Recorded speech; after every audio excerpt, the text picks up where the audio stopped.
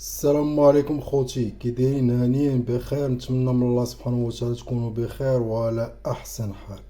بالنسبه للناس اللي عندهم البرد في المفاصل، الناس اللي كيشدوا الليل العسا، الناس المهم اللي فيهم البرد، فهمتوني؟ بصفه عامه عندكم اخوتي هذا كنقولوا ليه جعفر، فهمتوني خوتي؟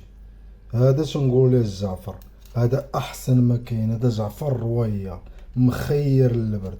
يمكن تاكل غير جوج منه، جوج بحال دابا هاد اليدين، ربعة ديال اليدين، ربعة ديال اليدين تاكل يد هادي وتاكل هادي وتزيد شي وحدة اخرى، فهمتوني خوتي؟ بزيت العود والثومة غتسلقهم وغادي ترش عليهم شوية ديال زيت العود وثومة خضرا وغادي تنعس.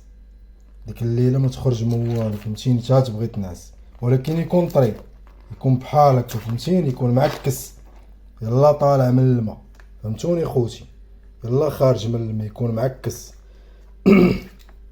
وتشد هاد اليديدات هادو، هذا ما عندك ما دير بيه، هاد الكركاس هذا ما عندك ما دير بيه، راه كاين اللي غياكلو، فهمتوني؟ ولكن المهم انا بالنسبه لي انا هذا ما عندك ما دير بيه، هاد الكركاس ما عندك ما دير بيه. ها هنا فين كاين السر في هاد اليدين هادو، سبحان الله العظيم. هنا فين كاين السر في هاد اليدين هادو.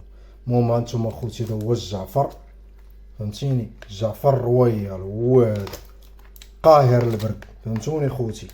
الوصفة ساهلة، غتاخد هاد الجوج جديدات وغادي دير عليهم زوي، تسلقهم غير شوية، فهمتيني؟ واحد جوج دقايق، باش هو داير بحال البيض غير كيتجمع، فهمتوني خوتي؟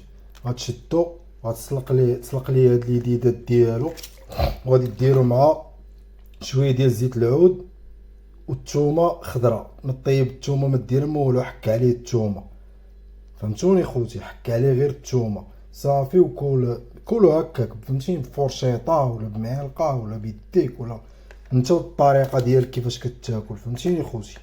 هو هادشي اللي كاين عزاز وغاليين. ونتمنى من الله سبحانه وتعالى تكونوا على احسن حال، ويوصلكم هذا الفيديو هذا وتستافدوا منه، والله يسهل على اي واحد تيبغي الخو الخير. هذا هو اللي كاين عزيز وغاليين، ومساء النور.